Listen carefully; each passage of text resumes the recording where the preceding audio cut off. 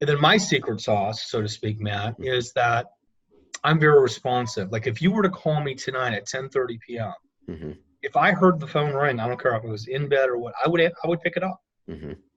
And if someone does call me and I'm on the phone, I immediately, as soon as I'm humanly able to, call them right back. I work 7 days a week, Mm-hmm. so I'm very accessible. But the investors that really impress me is a lot of them. I've had a couple of them ask me, "What's your best form of communication?" Mm-hmm.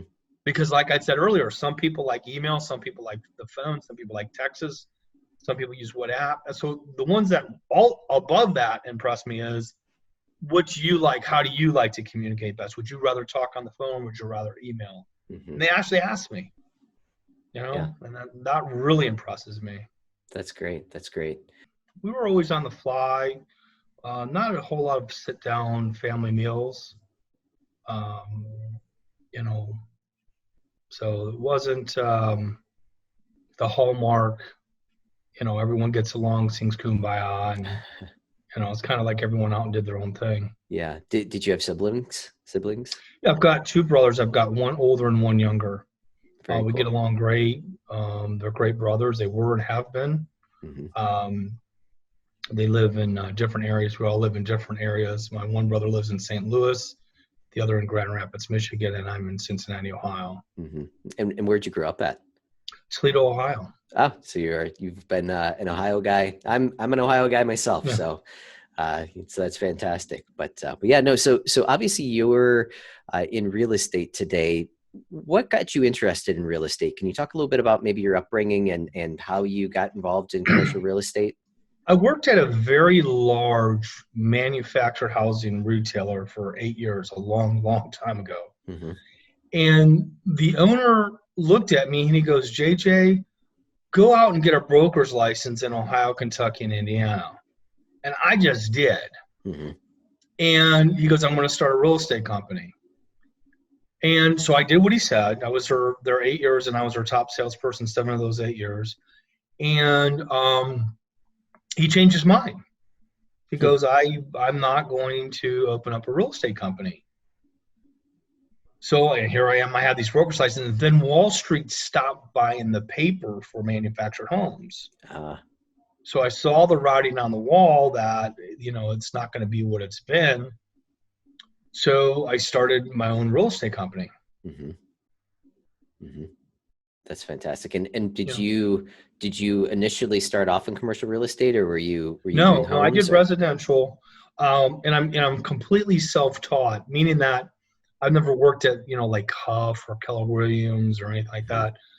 The broker that I got my license through was a builder, and he literally knew nothing. Okay. So I just became self-taught. And then when the last crash happened, all these investors are buying single-family homes.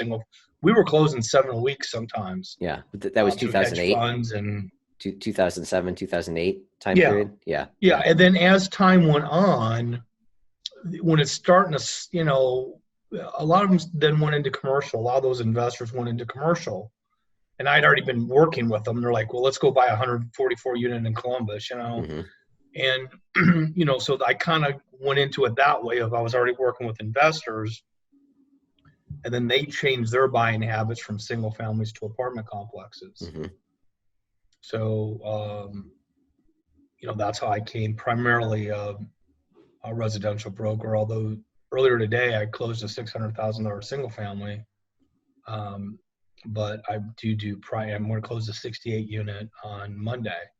But I primarily do commercial. Interesting. So it sounds like you might have taken a little bit different course or different path to get your broker's license. Is that because of your background in the manufactured housing industry that you're able to do that? Or is that something that everybody can go and get their broker's license through a builder or? Well, you have to go through an established broker. So this manufactured housing center that I worked with, the guy owned a high-end builder. And the guy happened to be, his name was Joe Dorger, and he happened to have a broker's license. So Dan goes, well, get your broker's license underneath Joe. And then I asked Interesting. Joe one time, I go, well, how do you list a house? He goes, I have no idea. You know, it was like, oh my God. So I just figured it out and self-taught myself, and um, you know, made it more challenging, but I learned a lot fast. Yeah, that's interesting. I Um, actually, I don't think I ever realized that you could get your broker's license underneath someone else. I thought that it was, essentially you had to go to, Howard Hanna or something like that, some large no, brokerage, and no, you basically can work take through the them. courses mostly today. Now, when I'm old school, so I did mine all in person, but today Hmm. you can take the majority of your classes online and then pick which broker you want to work in. And there's a lot of independent brokers Hmm. where they have just a few agents. Or you can do a very large, in this area, Sipsey Klein's very large. You can work for a very large company, Hmm. and it's your choice. But um, after you pass, you do have to pick Hmm. one. Yep. Yeah. Um, Interesting. so So it also sounds like you kind of niched yourself pretty early, again, attaching yourself to real estate investors. And again, they were single family, and you've basically grown with them. Can you talk a little bit about how you started establishing those types of relationships with investors as a new um, broker? um, I started doing business with. I listed for HUD. I listed HUD Home, so I had an edge. And today I still list for the VA. Hmm. Um, so I had an edge in that investors would call me, well, you got this listing, so forth. And then my secret sauce, so to speak, Matt, is that I'm very responsive. Like if you were to call me tonight at 10:30 p.m., Hmm. if I heard the phone ring, I don't care if it was in bed or what, I would pick it up. Hmm. And if someone does call me and I'm on the phone, I immediately, as soon as I'm humanly able, to call them right back. I work 7 days a week, Hmm. so I'm very accessible. And you try to call a commercial real estate broker, sometimes you can't Yeah, reach them. that's Even true. during the week, you just can't. I don't know where they're at. I don't know what they're doing, but they're not accessible. So my secret sauce is, old fashioned customer service. I do a lot of things by just a verbal. A lot of my off markets, I've gone, what do you want for your property? What do you want to sell it for? And a lot of them are handshake deals, Hmm. um, but it works out. Hmm. And can you talk a little bit about how your, I guess, your back end works a little bit, where again, you're in Cincinnati, and I've seen your name quite a bit, so you obviously have a great network of owners, which I heard I've this. got, yeah, 1,917 investors are that I That's have. fantastic. You You know the know, exact number. So yeah, I heard this. I heard this great analogy one time. An owner is an investor, is a seller. It just depends where they are in the life cycle of their hold. So it's a great it's a great resource that you've developed there. How did you start developing and reaching out to that many people, and how do you stay in touch with that many people as well? Obviously, again, I'm on your email yeah. list. So What I do is every time somebody inquires about a multifamily 10 units or more, this is going to sound really old school and real simplistic, but it's worked for me. I will copy and paste that email address. I'll get their email address, hmm. ask permission to email them, and I copy and paste it and put it on a worksheet. Hmm. That's why I know exactly how many people are on it. And then if someone over the years says I no longer wish to buy, I take them off. Hmm. But it's that simple. It's just a simple word sheet of copy and paste as I communicate with somebody, and they express some interest in buying 10 units or more. Hmm. I just put them on my list, and rare occasions someone will say, I'm not buying anymore. That's fine. I just Hmm. delete them, take them off, and then get somebody else. So that's all I do. But I've been doing that for probably 10 years. Yeah. So I've amassed this thing of this list where I'm able to, when I network and I get unlisted properties, I put it on there and then I just blast it to everyone, and someone's usually interested if it makes Hmm. sense. Hmm. That's great. That's great. And how about on on the, I guess, the seller side of things as well. Um, how do you maintain that same relationship? Is it basically, people that are on your list that reach out and say, hey, JJ, I'm, thinking about selling this building, can you see about getting, selling it I for us? reach out Or to a lot of people that I know that own properties, Mhm. and I just stay in touch with people and offer to them, would you want to sell your property? And if they go, yeah, they go, but I don't want 50,000 real estate agents going through it. Mhm. I don't want my tenants to know, Mhm. and I want to keep this pretty well low key. And a lot of people are like that. But if someone does say, hey, I want it on Loopland, I want it on the MLS, I belong to the Cincinnati, Dayton, Columbus, and Northern Kentucky MLS. So if someone does want that high visibility stuff, we can do that. Mhm. But what I find is I probably got someone on my list That's that interesting. probably wants that property. So that's what I do is I just kind of put the buyer and the seller together through me, and it's a lot simpler. Mhm. The commissions are lower for the owner. So I basically network. I Mhm. do mailers and I have telemarketing too, but most of it is from people that I know. Yeah, yeah. What types of, if you know off the top of your head, what types of response rates do you get from something like a mailing campaign?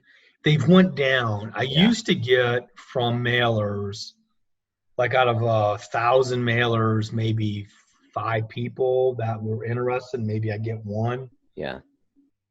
The market is being flooded with mailers right now. There's Mhm. just, you got Bigger Pockets teaching these seminars, and I've watched them.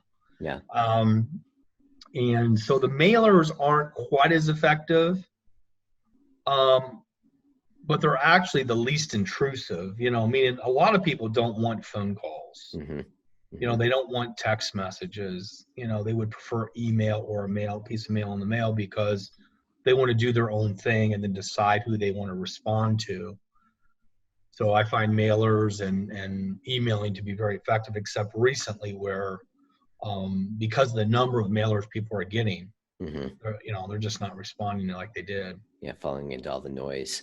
So what about social? Do you engage in social at all? Facebook or Twitter or Yeah, anything like that? I've got a 12 unit. I put it on Facebook.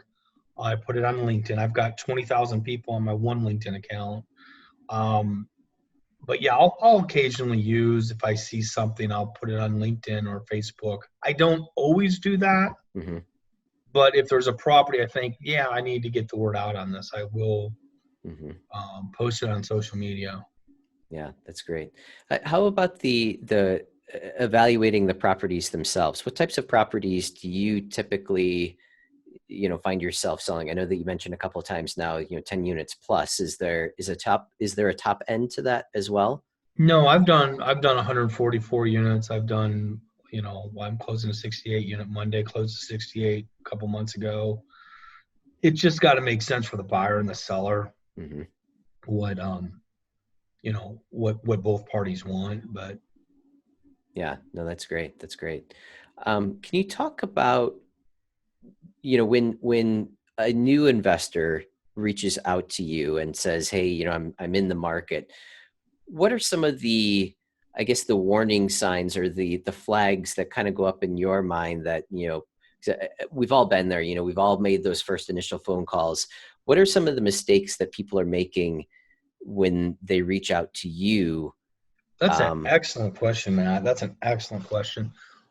When people, they might not be schooled on a certain topic like avoiding taxes or what's the laws concerning COVID or whatever the specifics are.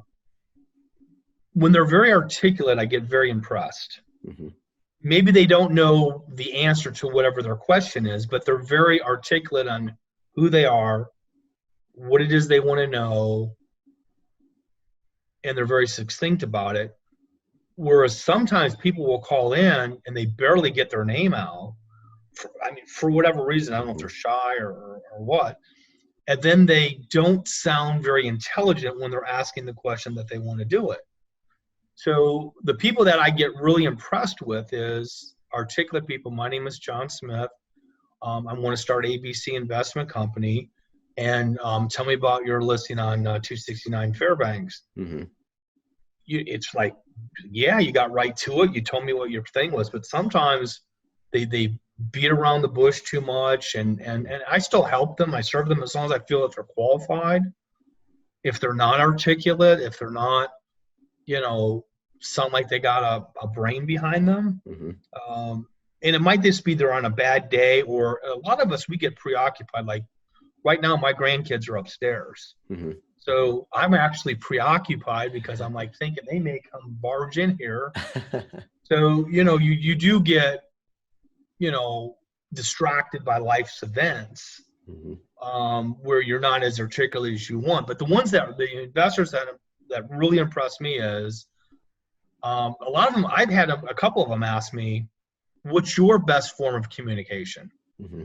Because like I said earlier, some people like email, some people like the phone, some people like texts, some people use WhatsApp. And so the ones that all above that impress me is, what do you like? How do you like to communicate best? Would you rather talk on the phone? Would you rather email? Mm-hmm. And they actually ask me, Yeah. and that really impresses me.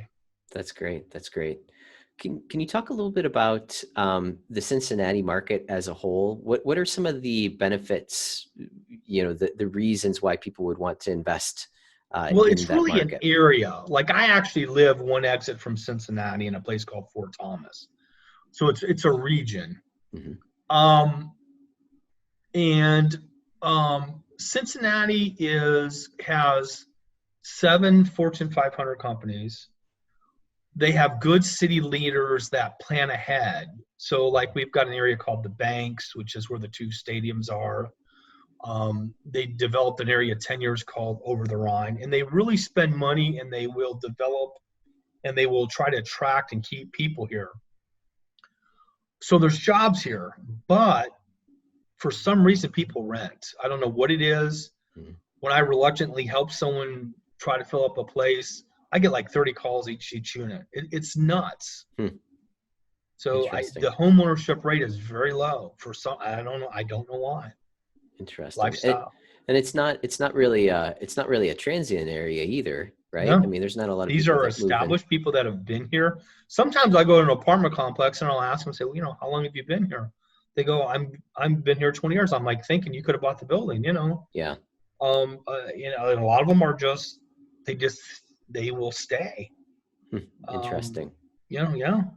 And I know obviously like Procter and Gamble is down there too. So you've got a lot of big business as well. So no, that's interesting. When you are looking to attract more investors, or you're looking to reach out to new investors, do you have any tips on how you bring those people in, how you attract those people at all? Say you're looking for another property that is for sale, or you want to grow your list of investors in that area. Do you have any tips or advice for other people on how to, again, I guess, reach out and grow their network? Well, what happens, I think, a lot is it's kind of like we tend to focus on the people that we're serving right now and we're helping right now, and we're really concentrating on, Charles Smith doing the 68 unit.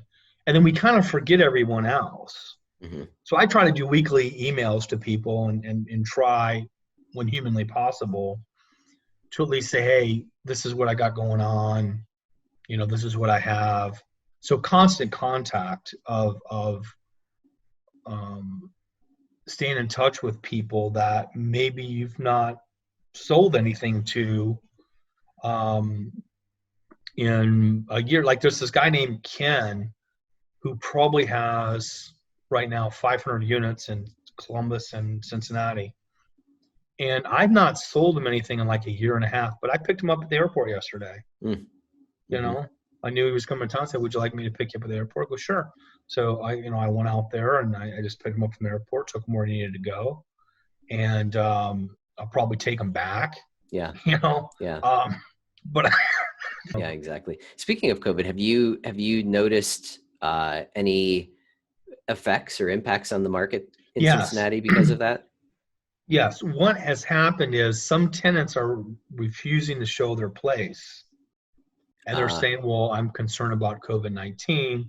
And it's never been tested in an Ohio court of, can a landlord go, I want you to show this property, or tenant, you've got the appropriate 24-hour written notice.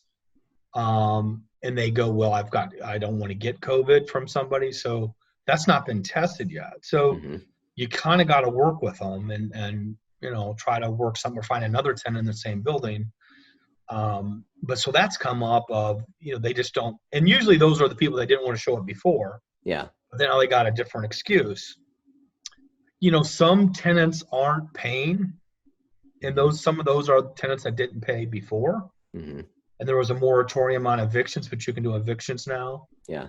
Um, so I Has think people were Cincinnati milking it. has Cincinnati started everything all Yeah, up and the evictions are starting. I think there's still a backlog for the yeah, sheriff to set you out, right. Right. but the actual eviction process has started and it's enforced and it's working. It's just, is the sheriff going to be able to go out and Yeah, do his get the thing. belongings out on the curb, that sort of thing? Because some push it to the end where now you're evicted, now what? Yeah. Yeah. Um, and then some tenants, like I said, aren't paying. And I understand it. If someone was working at Cracker Barrel and they don't have a job now, I do have some sympathy for those people, hmm but the retail centers are hiring. Yeah. Kroger's, our grocery stores hiring. Pizza places are hiring. Amazon out here is hiring. So, hmm can someone that really wants a job find one? Probably. hmm Yeah. So maybe they need some temporary relief. Um, so, we'll see Yeah. how it all shakes out here. Yeah. Yeah. It's interesting. It's interesting. How large of an area do you serve? I do anything that makes sense. I've sold property complexes in Toledo, Ohio. Okay. I've sold them in Columbus, Paducah, Kentucky, Louisville, Kentucky. It's just going to make sense for both me, the buyer, and the seller. Is it hmm worth traveling there? Or a lot of times what I do initially is cheat. I will find someone that I know in that area and, okay, can you scope out this property? Can you hmm drive by it? And I kind of cheat a little bit in the initial steps to kind of just get a feel for the area. hmm And then if it's positive and everyone wants to move forward, then I'll just drive Yeah. Yeah. to So wherever I need to do. is that about a 3 hour-ish or so radius, give or Well, take? what's funny is if there's no traffic or construction issues, I can get to Dayton, Ohio in 45 minutes. Okay. I can get to Louisville in about an hour and 15 minutes. Oh, that's closer And than I I can get to thought. Columbus in probably an hour and a half. Yeah. Toledo's about 3.5 hours. hmm Again, barring, a snowstorm, ice storm, Yeah. construction, barring something unusual. But that's what I was saying. It's kind of a region. Cincinnati's kind of a region where um, I've also been up to Cleveland, as hmm well. hmm And if you were to give someone, just a really um, quick idea of the city, northeast, southwest, what areas would you say are the most desirable areas in the city for a multifamily apartment building?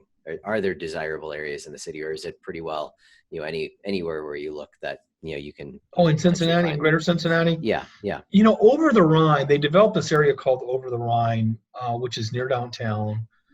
They put tens of millions of dollars in this place. It's slowly kind of leveled off. So that was a real hot area for a long time. A lot of people think a place called Madisonville hmm is up and coming, or Evanston. Cincinnati is unique in that it has 52 distinct neighborhoods. hmm So it's kind of got a lot of it's a big county. But a lot of people think Madisonville will be the next one. Interesting. Excellent. JJ, if someone wanted to reach out to you, learn more about you, learn more about your services, get on your email list, how would you suggest that they do that? They can call me or text me at 513-325-4403. My email is rather long. It's 26 characters, so I don't want to give it out because they're going to probably get it wrong. So Yeah. But my phone, they can call or text. Fantastic. Excellent. JJ, this has been great. I certainly appreciate the insight into your world and into Cincinnati market. And like I said, I'm 3.5, 4 hours away, and we've looked at Cincinnati before, so we will certainly continue to do so. So this is Okay. great. Thank you very much, Matt. Thank you.